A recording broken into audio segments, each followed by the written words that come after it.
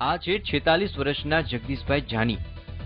જગદીશભાઈનો એક વાળો બાંધો અને તેમની સામે પડેલા 5 ડઝન કેળા અને 2 કિલો માવો જોઈને તમને કદાચ અજુગતું લાગશે, પણ મહેસાણાવાસીઓ માટે આ બાબત સામાન્ય છે, કારણ કે તેઓ જગદીશભાઈના ખોરાકથી વાકેફ છે।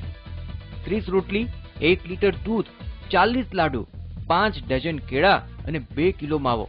જી હા, જગદીશભાઈનું આ બપોરનું ભોજન છે અને આ ખોરાક તેઓ એક જ બેઠકે આરોગી શકે છે।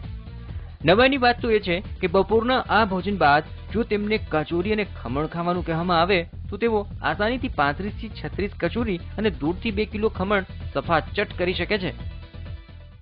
અત્યારે હાલમાં હું 30 લાડવા, 30 થી 40 લાડવા, 1.5 થી 2 કિલો ખમણ, 48 થી 50 કેળા ખાઈ જાઉં છું, સાથે 1.5-2 કિલો માવો પ્લસ દાલવાળા ખમણ છે। હું મારા ઘરે 15 થી 30 રોટલી ખાઈ જાઉં છું, 15 થી 20 પ્લસ દાળ ભાત શાક રોટલી, અને નાનપણથી જ મને ખાવાનો શોખ। અત્યારે હાલ મારી ઉંમર 46 વર્ષની છે, છતાંય મારો આટલો ખોરાક છે, કુદરતની દેન ગણો કે ગમે તે। રિક્ષા ચલાવી ગુજરાન ચલાવતા જગદીશભાઈને નાનપણથી જ ખાવાનો શોખ છે અને લાડુ તો તેમને પ્રિય છે। બપોરના ભોજન બાદ પણ તેઓ દૂધથી 2 કિલો લીલા મરચા, કાચા ડુંગળી અને બટાકા ખાઈ શકે છે, એટલે જ તેમની આસપાસના લોકો તેમને ક્યારેક મજાકમાં ભીમ કહીને બોલાવે છે। પણ દુઃખની વાત એ છે કે તેમની આ ખાવાની ટેવના કારણે કોઈ હોટલવાળા તેમને પોતાની હોટલમાં એન્ટ્રી નથી આપતા।